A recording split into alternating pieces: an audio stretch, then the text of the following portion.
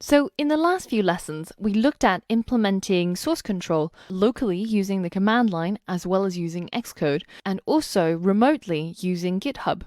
So now I want to take you a little bit further, and I want to talk about collaboration using remote repositories and GitHub, because this is one of the best ways to start working in a team of programmers and to contribute your skills to open source projects. So we've seen all of these four areas: the working directory, the staging area, the local repository, as well as the remote repository. And you should be pretty familiar with all four of these areas by now. Now, in the next scenario, let's shift over to just look at the local and remote repository that you own. So let's say that Angela, so myself, I own this repository. I created it locally and then I pushed it to my remote repository on GitHub. Now, let's say that I have an evil twin who's called, I don't know, Bangela. That's a terrible name. Let's say that she also wanted to make changes to my repository. She's looking at my code base and, she wants to add some features or fix some bugs or do something. Now, because I own this remote repository over here, in order for her to work on it, she could make a copy of it that exists on her GitHub account. So remember, this is different from Git clone. Git clone is just grabbing the entirety of the repository and then cloning it to your local work environment. Now, in this case, we're basically just copying a repository that's hosted on GitHub, and we're keeping the copy under our own GitHub account where we can make changes to it. So this, in terms of GitHub lingo, is called forking. Now, once you've forked a remote repository, then you now own it. You have full permissions to do whatever it is that you like with this copy of the repository. Because as you can imagine, it would be pretty crazy if everybody could modify your source code on all of your open source repositories. Because, it would lead to maybe amateurs changing all sorts of things that you don't want them to, or, people making features that are incompatible with what you've got already. Basically, you would only give people who you have a trusting relationship with write access to your remote repository. So say if you worked within a team and you're all working on a product, then everybody in the team probably has both read and write permissions on a single remote repository. And that way they can git clone and work on it locally and then push it and resolve any sort of conflicts that way. But you don't want anybody on the internet having those kind of permissions. So how do you implement this kind of open source collaboration then? Well, it's through forking and making pull requests. So now let's say that evil Bangela, has forked my repository. So on her GitHub account, she now owns a copy of my repository. And from this point, she can then clone that repository to work on it locally. And if she decides to add some features to it, maybe, improve the code base or add some more code or do something crazy or whatever it is that she wants, then after she's happy with that and she's committed those changes, then she can push it to her remote repository.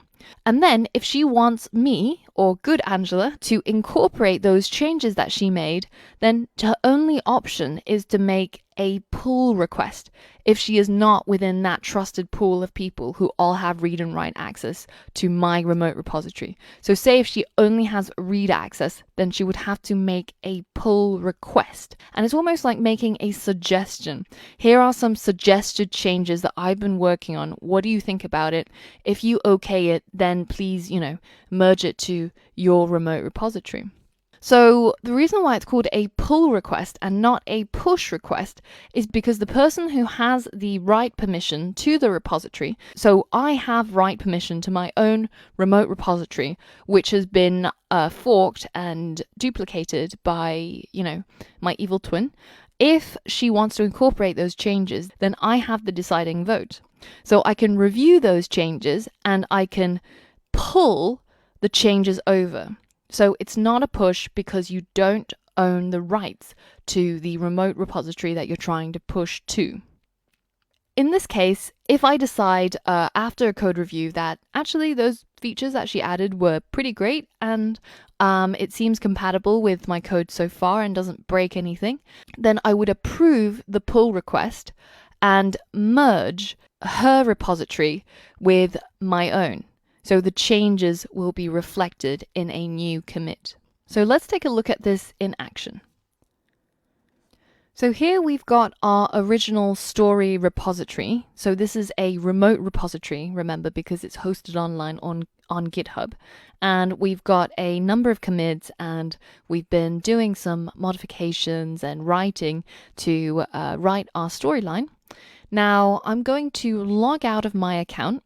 So that was the account that created the story. And then I'm going to sign in using a different account.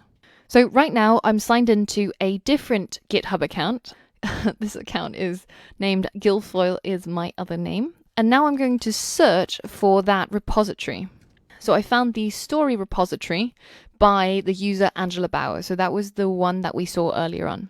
So I'm going to go into this repository, and you can see that all of these lines and files are publicly visible, and you can read through all of it, even though you are now not signed in to the account that created this repository. So from here, what I'm going to do is I'm going to fork this repository. So as we mentioned before, forking is simply making a copy or a duplicate of a remote repository and putting it under your own GitHub account. So you can see this user that I've created is called Guilfoyle is my other name. And now I have this repository under my own username. So I've made a copy of it. And you can see it's exactly the same as before. Everything's been copied over, including all of the previous commits that were made. So now from here, I'm going to make some changes. So let's maybe change one of these storylines. So let's change chapter 4. So let's say that this other user, this other person, it has some suggested improvements to my code, or in this case to my writing. They're still keeping the spirit of the original repository alive because we are now converting into a space theme or an alien theme.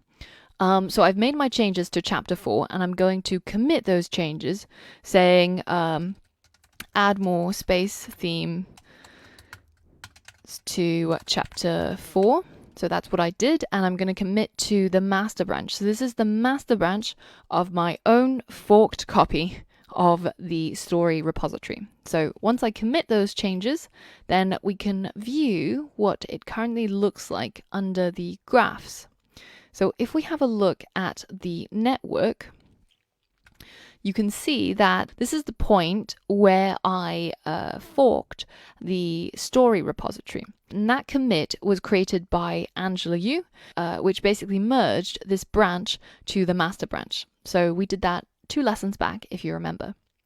So the latest commit, though, is made by this current user, Guilfoyle is my other name, and you can see that I've added it to the master branch of my forked copy of that repository. So say if I now open up a incognito window and I log back in to the Angela account and go over to that story repository, you can see that if I have a look inside my graphs, go into network, that latest change, it's not reflected on my master branch. It's showing up as a separate branch made by Guilfoyle is my other name. And you can see the members who have forked your repository. So this is a great way of collaborating because you can have contributors make edits or add new features to your pre-existing code base or repository. And now what I can do, if I head back to the Guilfoyle account, so I'm just going to flip through these two so that you can see. Right now I'm inside the Guilfoyle account, and this is the Angela Bauer account. So now under the Guilfoyle account, what I can do is I can make a pull request.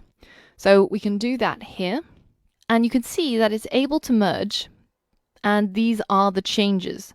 So swapping that word for that word, swapping that word for that phrase. So now all I have to do is hit create pull request and tell the original author, which is Angela Bower, what I've done, why I think my modifications or my features are worthy to be merged with the original repository, and any other notes, right? Any other comments that I have. Let's just say, always helps to be complimentary. So now let's go ahead and create a pull request. So the pull request is done, but if we have a look back into the story repository, you can see that those changes are not made, right? It's because I don't own this repository. I don't have write access. I only have read access as a member of the general public and not a member of the trusted inner circle. So I can only suggest my changes. Now, if we head over back to the Angela Bower account, who owns this repository, now if I have a look under pull requests, I've got a brand new pull request, right? So it previously was 0, but now I have 1, and it's showing as 1 open pull request. And this is added a minute ago by Guilfoyle. And if I look at it, I can see why he thinks that this modification is necessary and what were his commit message. And I can also take a look at the commits that he made and compare the differences. So review those changes. So I could say something like, great job, Guilfoyle.